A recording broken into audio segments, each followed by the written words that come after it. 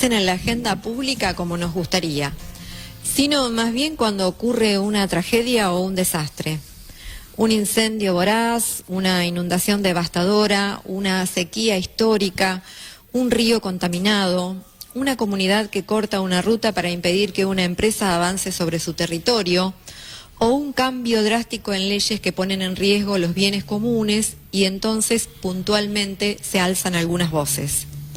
Durante unas horas o con suerte algunos días se habla del ambiente, del cambio climático y luego el tema vuelve a desaparecer, por lo menos a escala pública. Sin embargo, la realidad sigue ahí. Y así como la cuestión ambiental no es un problema del futuro, tampoco es un asunto exclusivo de científicos o ambientalistas. Es una cuestión profundamente política y de justicia. Quizá el primer error sea incluso de lenguaje. Hablamos de cuidar el ambiente, como si fuera algo que está fuera de nosotros, un paisaje que se observa desde una foto o una playa que se visita durante las vacaciones. Pero el ambiente no está fuera de nosotros. Somos ambiente. Idea que no pertenece a ningún pensador iluminado o científico moderno, sino a los pueblos originarios que sintetizan de manera sabia y profundamente certera que no somos dueños de la tierra, sino parte de ella. Cuando se contamina un río no pierde solamente un ecosistema, pierde una comunidad que deja de tener agua segura. Cuando se desmonta un bosque o una selva, no solo desaparecen especies, también desaparecen culturas, formas de producir, economías regionales y maneras de habitar un territorio. Cuando un humedal es rellenado para construir barrios privados o emprendimientos inmobiliarios, no se modifica únicamente un entorno, sino también una defensa natural contra las inundaciones que luego terminan afectando a miles de personas. Hoy ya no alcanza con hablar de ecología, es necesario hablar de justicia ambiental. ¿Y qué significa esa idea? Significa comprender que los beneficios de las actividades humanas y los costos ambientales no se distribuyen de la misma manera. Es verdad que todos contaminamos y generamos huella de carbono, pero no todos lo hacemos por igual ni tampoco sufrimos las mismas consecuencias. La falta de agua, los desmontes, los incendios o las fumigaciones con agrotóxicos suelen golpear primero a quienes tienen menos posibilidades para defenderse. A comunidades indígenas, pequeños productores, barrios populares, pescadores artesanales o poblaciones rurales que casi siempre quedan afuera de las grandes decisiones que se toman en otros lugares. Esto significa que la crisis ambiental también es una crisis de desigualdad. Y esa perspectiva permite mirar de otra manera lo que ocurre en nuestro país, atravesado por conflictos socioambientales de norte a sur. En Jujuy, Salta y Catamarca, la explotación del litio genera alertas sobre el uso del agua gracias a la movilización de las comunidades locales. En San Juan y Catamarca no se apaga el debate sobre la megaminería. En Córdoba sobreviven fragmentos del monte nativo mientras los incendios y el avance urbano modifican el paisaje año tras año. En Chaco y Santiago del Estero, el desmonte sigue transformando uno de los ecosistemas más ricos del continente para expandir la frontera agrícola-ganadera. En el litoral, los humedales del delta del Paraná enfrentan incendios, presión inmobiliaria y cambios en el uso del suelo. En Neuquén, Vaca Muerta representa una de las principales apuestas económicas del país, pero también abre preguntas sobre el impacto del fracking. En la Patagonia, la minería, los incendios forestales, los proyectos energéticos y los conflictos por la tierra muestran que las tensiones entre producción y conservación están lejos de resolverse. A esta enumeración es necesario agregarle otra constante que atraviesa buena parte de esos conflictos y que muchas veces permanece en un segundo plano: la situación de quienes defienden esos territorios.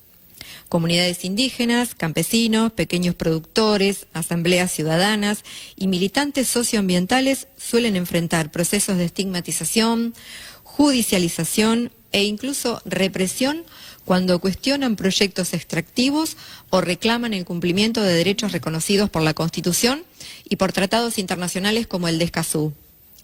Un ejemplo reciente es el de Franco Oscari, detenido arbitrariamente en Salta.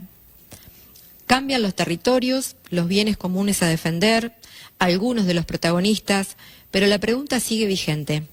¿Qué se entiende por desarrollo en la lógica de una economía que tanto desde un estado de bienestar progresista como desde un estado neoliberal de derecha muestran una matriz productiva similar? ¿Quién decide sobre los territorios y para beneficio de quién? En los últimos meses este debate volvió a ocupar un lugar central. El gobierno de Javier Milei, que niega el cambio climático y considera que la naturaleza debe estar al servicio del ser humano, redujo el rango institucional del área ambiental, impulsó una agenda de desregulación y sostuvo que muchas normas ambientales representan obstáculos para el crecimiento económico y la llegada de inversiones. Esa decisión marca un cambio importante en la manera en que el Estado concibe su papel en relación al ambiente. Dos claros ejemplos es la Ley de Glaciares modificada y el río Paraná concesionado por 30 años y renombrado como hidrovía. Pero sería un error pensar que todos los problemas ambientales argentinos comenzaron con el gobierno actual. La historia muestra algo bastante más complejo. Argentina ha conocido gobiernos de orientaciones ideológicas diferentes. Algunos promovieron avances institucionales importantes, como la sanción de la Ley de Bosques o la recién mencionada Ley de Glaciares. Otros impulsaron procesos de flexibilización normativa o redujeron capacidades estatales de control. Sin embargo, esas diferencias convivieron con una continuidad más profunda: la confianza en un modelo productivo basado en buena medida en la extracción intensiva de bienes naturales para generar divisas. Llegados a este punto, cabe también otra pregunta.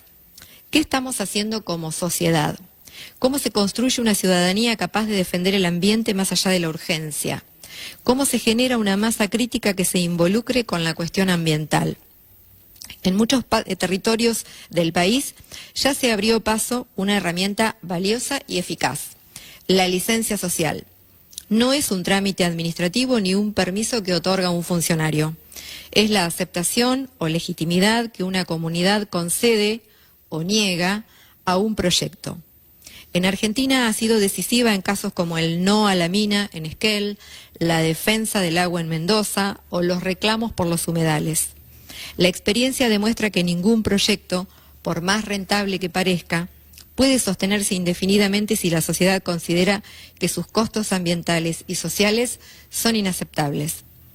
Es una forma de resistencia. Se construye con información pública de calidad, con educación ambiental, participación ciudadana, organizaciones sociales fuertes, universidades comprometidas, periodismo no cooptado y comunidades que puedan deliberar sin miedo ni presiones. En otras palabras, requiere democracia, porque defender el ambiente no consiste solamente en proteger especies o ecosistemas, consiste en garantizar derechos: a respirar un aire limpio, a acceder al agua, a participar de las decisiones que transforman un territorio, a que el crecimiento económico no sacrifique la salud y el bienestar de las comunidades o signifique su desalojo para beneficiar a unos pocos. Tal vez la mayor enseñanza que nos deja la crisis ambiental es que ningún futuro está escrito de antemano.